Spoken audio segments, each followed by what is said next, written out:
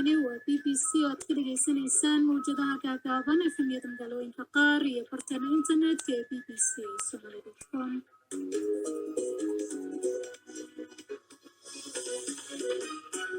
kulan wanaagsan khiyaarta hawada naga dhageysanaysa saacadda Afrikada Bari haatan waa 5 galabnimo. barnaamijka dunida iyo maanta qodobadaan idinkugu hayno waxaa ka mid warbaahinta maxalliga ah ee dalka Itoobiya ayaa maalmihii lasoo dhaafay waxa ay markaasi qorta warar sheegaya in ciidanka cusub ee badda ee Itoobiya saldhig looga dhigayo dalka Djibouti.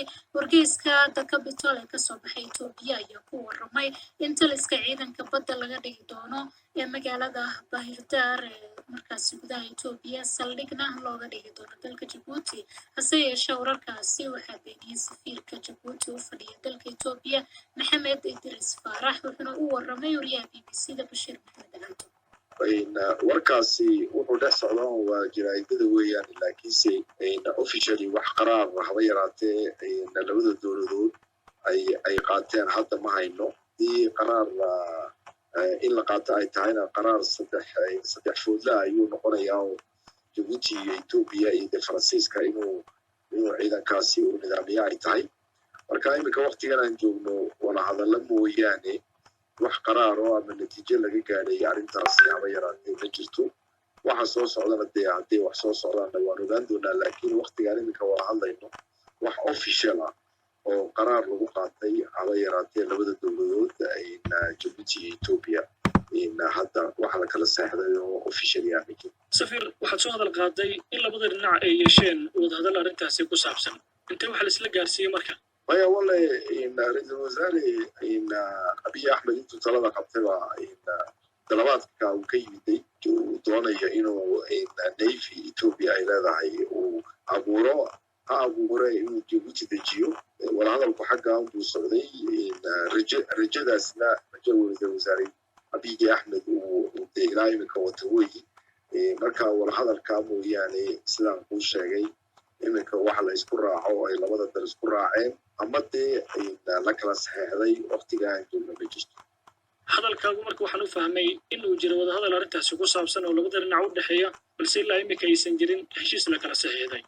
wax hoose horta ma jirin dalabaad ka yimid ra-iisul wasaaraha oo jeclaystay inuu navy abuuro uu ha abuuro ee uu Djiboutina saldhig ka noqdo weyi. markaas waa dalabaad iyo rajo isaga ra-iisul wasaaraha Itoobiya uu isagu wato weyi. walahadalku dee markaan walahadal leeyahay waxa weeye rajadaa waan sheegayaa annaguse maxaan ku lahay waa dalaan walaalnahay, dalaan darisnahay, dalay wax badan naga dhexeeyaan.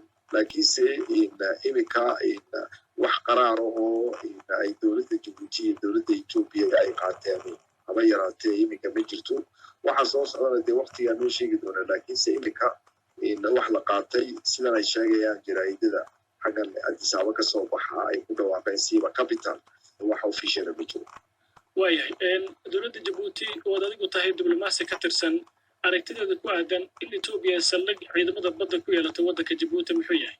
wallahi dee sidaan haddeerba sheegayay labada dal xiriir taariikhi ah ka dhexeeya oo ganacsi iyo dhaqaale iyo siyaasad bale.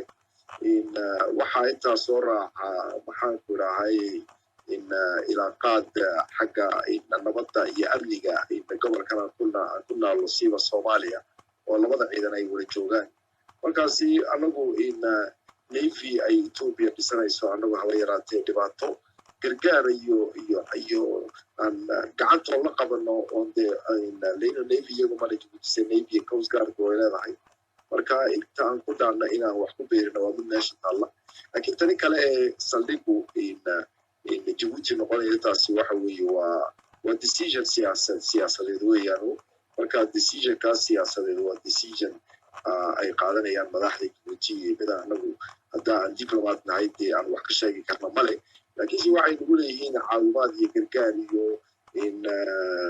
arrintaas badda wax dhibaato oo anagu aan u arkayna ma jirto. maxaa yeelay wax badan oo naga wada dhexeeyo oo qaybtanaa jira labada dal. marka laakiinse si anagu baan marna u arki mayno maxaa yeelay ilaaqaad wanaagsan baa naga dhexeeya. laakiinse degenaanshaha wey waxa ka hadlama degenaanshuhu wax imika qaraar la qaatay sidaan kuu sheegaya ma jirto. laakiinse waa waxdee siyaasiyiinta jabuutiisiiba madaxweynaha ismaaciil cumar geelle qaraar isaga u yaalla weeyaan laakiinse iminka waqtigaa aan joogno si la qaado haddii ay etoobiya jeclaato inay saldhig ka dhigato jabuuti horta waa inay jabuuti ogolaato weyde ilan waxa weeye nin aqalkaaga imanaya aduunba u balaqaya markaasi jabuuti marka ay ogolaato dee wixii caawimaade anagu la qaban karno anagu waxaan ku dhaanaa jirto oo waxaan nagu yana ku dhaano waxa weeye xagga badda oo iyagu in badan bay ka maqan yihiin iyaguna waxay nagu dhaamaan ciidamada cirka waxaa dhici karta inaan wax kala qaybtami karno laakiinse iminka wax qaraaro oo dee sidaan kuu sheegay baa iminka siyaasad ahaan la qaatay oo laysku raacay waqtigaan joogno ma jirto kaasina waxa uu ahaa safiirka jabuuti oo fadhiya dalka Itoobiya Maxamed Idris Farax wuxuuna u warramay wariyayna Bashiir Maxamed Caato iminkana